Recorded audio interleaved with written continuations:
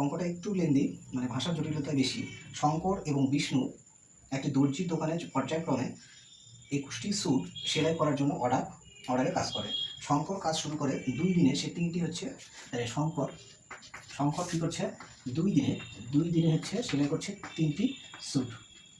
ঠিক আছে? আচ্ছা, আর এবং সে বিরতি নেয়। সেই সময় বিষ্ণু 3 দিনে, তাহলে বিষ্ণু কী করছে আমাদের 3 দিনে, তাহলে বিষ্ণু হচ্ছে 3 দিনে করছে 3 দিনে 3টি স্যুট সেলাই করে। 3 দিনে হচ্ছে 3টি স্যুট সেলাই করে। ঠিক আছে? তো এক্ষেত্রে আমরা তাহলে কী বলতে পারবো যে এরা হচ্ছে দুজন। এবার দেখো কোশ্চেনটা আমি সংখ্যাটা বলি। 21টা আমাদের হচ্ছে কিন্তু সেলাই করতে হবে। কতটা? 21টা হচ্ছে স্যুট সেলাই করতে হবে। তো পর্যায়ক্রমে যদি এরকম করে কাজটা শেষ না হওয়া পর্যন্ত এই প্যাটার্নটা পুনরাবৃত্ত হয়, তাহলে কাজটি সম্পন্ন করতে ওই জুটির মোট কত সময় লেগেছিল। তাহলে 21টা স্যুট তৈরি করতে মোট কত লেগেছিল। তাহলে এই ক্ষেত্রে এরা হচ্ছে দুজন একসঙ্গে কাজ করবে। তাহলে দুজন একসঙ্গে কাজ করলে আমাদের কত হবে এটা আমরা যোগ করে দেবো। তো যোগ করলে হচ্ছে 5 দিন। তো 5 দিনে করছে কতগুলো স্যুট, তাহলে 6টা স্যুট তৈরি করছে, তাই তো? 5 দিনে হচ্ছে 6টা স্যুট তৈরি করছে। তাহলে এবার হচ্ছে পর্যায়ক্রমে মানে কি, তো মোটে তো আমাদের 21টা, তাহলে 6 থেকে 21 আমরা এরকম করে বের করে নেব। তো 6 থেকে 21 বের করলে কত হবে? 6 দিয়ে যদি আমি 21কে ভাগ করি, 6 দিয়ে যদি আমি 21কে ভাগ করি, তাহলে 3 বার যাবে, 3 6 18, তাহলে থাকলো 3। তাহলে এরকম কিন্তু 3 এই যে একটা পেয়ার হলো, এই যে একটা পেয়ার, এরকম কটা পেয়ার আসবে? 3টা পেয়ার আসবে। তার মানে পরে 5 দিনে আবার কি হবে? পরে 5 দিনে আবার 6টা স্যুট তৈরি হবে। তারপরে 5 দিনে আবার হচ্ছে 6টা স্যুট তৈরি হবে। তো এই করে কিন্তু হচ্ছে আমাদের, এই করে হচ্ছে 18 দিনে কমপ্লিট হবে কিন্তু হচ্ছে আমাদের 18 দিন না, এটা 15 দিন। তো 15 দিনে কমপ্লিট হবে 18টা শ্যুট তৈরি। ঠিক আছে? 15 দিনে কমপ্লিট হবে 18টা শ্যুট। তাহলে থাকলো কত? আর হচ্ছে 3টা শ্যুট তৈরি করতে হবে, তাই কিনা? আর 3টা থাকলো, তো 3টা এবার যেহেতু হচ্ছে আমাদের হচ্ছে শঙ্কর কাজটা শুরু করেছিল, এবার 3টা এরকম পেয়ার বা অল্টারনেটিভ পেয়ার কমপ্লিট হওয়ার পর আবার হচ্ছে শঙ্কর কিন্তু কাজটা শুরু করবে। তাহলে শঙ্কর এবার কি, শঙ্কর 3টা শ্যুট তৈরি করে। 3টা শ্যুট তৈরি করে কদিনে?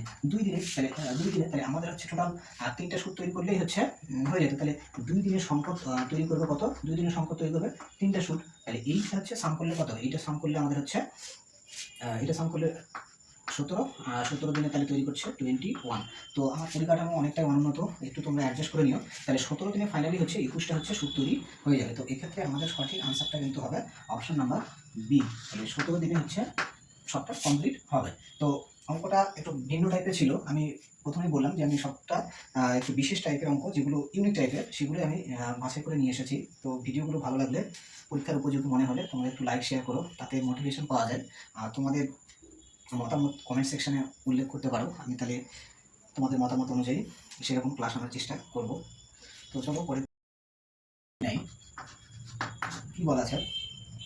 x equal to -1, x equal to -2 দুটি বীজ দেওয়া আছে একটা দ্বিঘাত সমীকরণের ক্ষেত্রে। তো 3p, আচ্ছা আমি সমীকরণটা লিখি, আমার তো পরিকাঠামো যথেষ্ট অনুন্নত। তো 3x² plus px plus q equal to 0। এই সমীকরণের ক্ষেত্রে দুটো বীজ দেওয়া আছে, মানে x এর দুটো মান। তো আমি আলফা -1 ধরলাম আর বিটা হচ্ছে -2 ধরলাম। তো এক্ষেত্রে আমাদের বের করতে হবে, কি বের করতে হবে? 3p মাইনাস হচ্ছে 2q, এটা ফাইন্ড আউট করতে হবে। তাহলে p আর q বের করতে হবে। তো আমরা হচ্ছে এটা ব্যবহার করবো, alpha plus beta equal to কত হয়?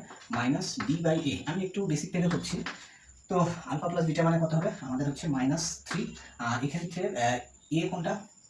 দেখো, যারা নতুন দেখছো তাদের জন্য আমি স্পেসিফিকলি বলছি, এটা এটা a, এটাকে b বলা হয়, এটা হচ্ছে b, আর এই পোর্শনটা হচ্ছে c। ঠিক আছে?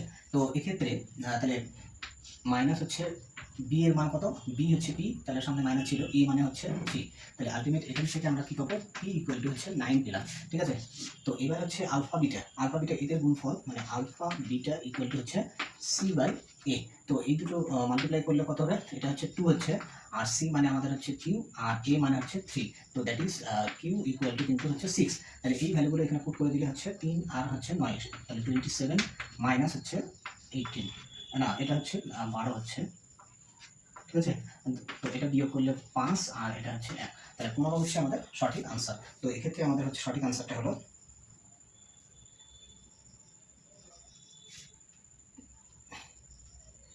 অপশন নাম্বার হচ্ছে বি, হচ্ছে কারেক্ট আনসার। ঠিক আছে? তো এটাও একটা ইম্পর্টেন্ট অঙ্ক ছিল, আশা করি বুঝতে পারলে। তো তারপরে কোশ্চিন 80 নম্বর। তো এটা সায়েন্সের একটা কোশ্চিন। কি বলা আছে? এর দৈর্ঘ্য, এ প্রস্থচ্ছেদ এর ক্ষেত্রফল বিশিষ্ট একটা তারের রোধ দেওয়া আছে। 1 ওহম এই একই উপাদানে তৈরি কিন্তু হচ্ছে 4L দৈর্ঘ্য এবং 5A প্রস্থচ্ছেদের ক্ষেত্রফল বিশিষ্ট তারের রোধ কত হবে। তো আমাদের এক্ষেত্রে সূত্র কি রয়েছে, সূত্র রয়েছে R1 equal to rho L by A. এবার R1 কেন নিলাম, প্রথম ক্ষেত্র দ্বিতীয় ক্ষেত্র রয়েছে। তো এইবার হচ্ছে এই প্রথম ক্ষেত্রে R1 এর মান বলা আছে 1, তো রো থাকলো, আর এল এর মান কিছু বলা আছে বলা নাই, তো এটা সেমই আছে এল বাই এ। তো এইটা পেলাম। এবার দ্বিতীয় ক্ষেত্রে কত হবে, R2 ইকুয়াল টু, এই ক্ষেত্রে দেখো যেহেতু উপাদান সেম আছে তাহলে রোধাঙ্কটা হচ্ছে সেম থাকবে। এবার এল এর জায়গায় কিন্তু বলা আছে হচ্ছে কত, 4L, তাহলে এল এর জায়গা হচ্ছে 4। আচ্ছা, এল গুলো ক্যাপিটালে আছে, আচ্ছা আমি স্মলে লিখলাম এল, আর হচ্ছে নিচে এর জায়গায় রয়েছে 5A, ঠিক আছে, এর জায়গায় 5A। তো এইটা, তো এইবার হচ্ছে R2 মান কত হয়, তো এইটার মান কত, এটার মান 1। তো এইটা এক্ষেত্রে যদি আমি আলাদা করে নিই তাহলে হচ্ছে এটা রো এল বাই এ ইন্টু হচ্ছে 4 যদি 5 করে নিই তাহলে এটার মান কত হবে, 1 হবে। তাহলে 1 ইন্টু হচ্ছে 4/5, দ্যাট ইজ হচ্ছে 4/5। তো এইটা হচ্ছে আমাদের কিন্তু দ্বিতীয় ক্ষেত্রে রোধের মান। তো এটা হচ্ছে পয়েন্টে দেওয়া আছে, তো পয়েন্টে এটাকে রিপ্রেজেন্ট করলে এটা কত হবে, 0.8 হচ্ছে, ঠিক আছে, 0.8 উপর নিচে দুইটা মাল্টিপ্লাই করলে এটা হবে। তো এটা আমাদের সঠিক আনসারটা হচ্ছে কিন্তু অপশন বি কারেক্ট আনসার হচ্ছে, বি হচ্ছে কারেক্ট আনসার। এটা একটু সহজই ছিল, কিন্তু কনসেপ্টটা ক্লিয়ার না থাকলে পারা মুশকিলই আছে। তো আশা করি বুঝতে পারলে। ভিডিওগুলো ভালো লাগলে, পরীক্ষার উপযোগী মনে হলে প্লিজ লাইক শেয়ার করো, এবং আমার চ্যানেলটিতে নতুন হয়ে থাকলে আমার চ্যানেলটি সাবস্ক্রাইব করবে, এটা তোমাদের কাছে আমি আন্তরিকভাবে অনুরোধ জানালাম। তো চলো পরে কোশ্চিন 85 নম্বর। তো লাইফ চ্যাপ্টারে একটা মোস্ট ইম্পর্টেন্ট কোশ্চিন, অবতল দর্পণের সামনে 10 সেমি দূরত্বে রাখা একটি বস্তু রাখা আছে, এর প্রতিবিম্ব একই দিকে 15 সেমি দূরত্বে গঠিত হয়, ফোকাস দূরত্ব কত। তাহলে আমাদের হচ্ছে অবতল দর্পণের ক্ষেত্রে কি হবে, আমাদের অবতল দর্পণ এরকম হয়, ঠিক আছে। আচ্ছা এটা ভুল লিখলাম, এরকম হয়, ঠিক আছে, এটা কনকেভ লেন্স, এই কনকেভ মিরর। তো ফর্মুলাটা আমাদের হচ্ছে 1/a equal to 1/v plus হচ্ছে 1/u। এখানে দেওয়া আছে আমাদের ইউ হচ্ছে কত, ইউ দেওয়া আছে 10 সেন্টিমিটার। তো সবসময় ইউ এর মান হচ্ছে মাইনাস নিতে লাগে, ভি একই দিকে, মানে হচ্ছে বস্তুটাকে তো সবসময় হচ্ছে বাঁ দিকে রাখা হয়। তো এদিকে যদি হচ্ছে আমাদের ইমেজটা তৈরি হয়, প্রতিবিম্ব তৈরি হয়, তাহলে সেক্ষেত্রে 15 সেমি, তাহলে মানে দেখো এটা হচ্ছে পোলের হচ্ছে বাঁ দিকে, এদিকে যদি বস্তুটা তৈরি হয় তাহলে ভি এর মানটা হচ্ছে আমাদের হচ্ছে নেগেটিভ আসে, তাহলে এটা। আর যদি হচ্ছে এই পি এর হচ্ছে ডান দিকে যদি তৈরি হয় তখন এই ভি এর মানটা পজিটিভ নিতে লাগে। তো আমি আর ডিটেলসে বললাম না। আর এফ হচ্ছে আমাদের এখানে ফাইন্ড আউট করতে হবে, ঠিক আছে। তো 1/f ইকুয়াল টু, তাহলে এই দুটো হচ্ছে নেগেটিভ, তাহলে 1 বাই হচ্ছে 15 মাইনাস, আর এটা হচ্ছে -1/10। তো এদের এলসিএম নিলে কত হবে, 30 হবে। তো 30, এটা হচ্ছে -2, এটা -3, মাইনাস হচ্ছে 5। তো এটা কাটাকাটি করলে কত হবে, 1/6। তাহলে এফ ইকুয়াল টু কত হবে, এফ ইকুয়াল টু কিন্তু আমাদের -6 হবে। আমি সেপারে করলাম, তো এফ এর মান হচ্ছে -6 হবে। তো কনকেভ মিররের ক্ষেত্রে বা অবতল দর্পণের ক্ষেত্রে এফ এর মান ঋণাত্মক হয়। তো এক্ষেত্রে আমাদের সঠিক আনসার কিন্তু অপশন নাম্বার সি, -6 সেন্টিমিটার, ঠিক আছে। তো চলো দেখো, একটি জৈব যৌগে কার্যকরী মূলক ফাংশনাল গ্রুপ কি নির্ধারণ করে। তো 4টা অপশন দেওয়া আছে, কার্বনের শৃঙ্খলের প্রকৃতি, এর রাসায়নিক ধর্ম, আর হচ্ছে এর আণবিক ভর, কার্বনের শৃঙ্খলের দৈর্ঘ্য। তো এটা হচ্ছে নাম্বার 82।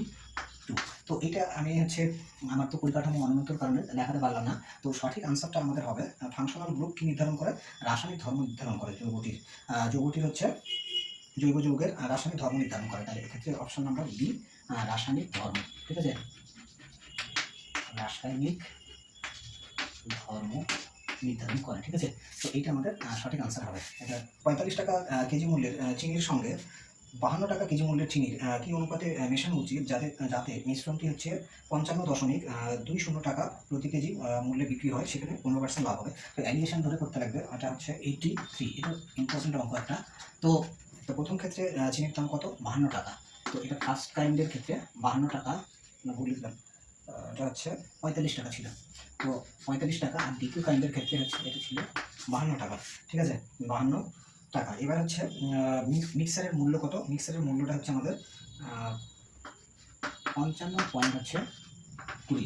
তো 55.20, তো এক্ষেত্রে দেখো আমাদের হচ্ছে এটা সিপি, এটা কিন্তু এসপি নিতে হবে না, আমাদের হচ্ছে এই সমস্ত হচ্ছে একই ধরনের রেজাল্ট নিতে লাগে। এখানে সিপি রাখলে এখানে সিপি, এখানেও সিপি, তাহলে এটাকে এসপিটাকে আমাদের সিপি দিতে কনভার্ট করতে লাগবে। তো 15% লাভ করে, তাহলে 15% লাভ করলে উপরে হচ্ছে আমাদের 100 আর নিচে হচ্ছে 115। এটা হচ্ছে সিম্পলিফিকেশন করতে লাগবে। তাহলে এই পয়েন্ট তুললে কত হবে, এই 100 সঙ্গে এটা গুণ করলে আমাদের হচ্ছে এখানে পয়েন্ট তুলে নিচে 100, 100 সঙ্গে 100 কাটা গেল। এবার হচ্ছে আমি দেখো এটাকে কাটছি হচ্ছে 5 দিয়ে কাটি, 5 দিয়ে কাটলে আমাদের কত হবে? 5 দিয়ে কাটলে 23 হবে, আর 5 দিয়ে কাটলে এটা হচ্ছে 11, আর হচ্ছে 5 দিয়ে কাটলে 0, 4, এটা হলো। ঠিক আছে? আচ্ছা, এবার 23 দিয়ে এটা পুরোপুরি কাটা যাবে। 23 দিয়ে কাটলে কত যাবে? 23 দিয়ে কাটলে আমাদের হচ্ছে 4 বার যাবে প্রথমে, 4 বার যাবে, আর হচ্ছে 4 23 হচ্ছে আমাদের 100, 4 20 80, আর হচ্ছে 12, 192, 192, তাহলে এদিকে থাকলো 8, 8, আর এদিকে হচ্ছে 10, 18। তো এটা হচ্ছে, তো এটা হলো। তাহলে এবার হচ্ছে কতবার যাবে? আমাদের হচ্ছে 23, তো 6 বার যাবে না, এটা হলো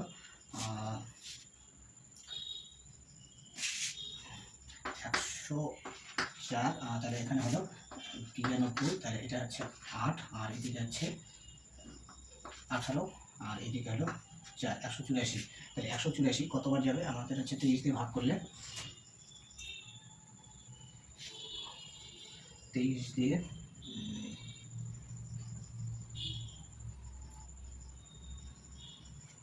23 দিয়ে কতবার যাবে? এটা 4 বার গেল, তারপরে হচ্ছে 8 বার,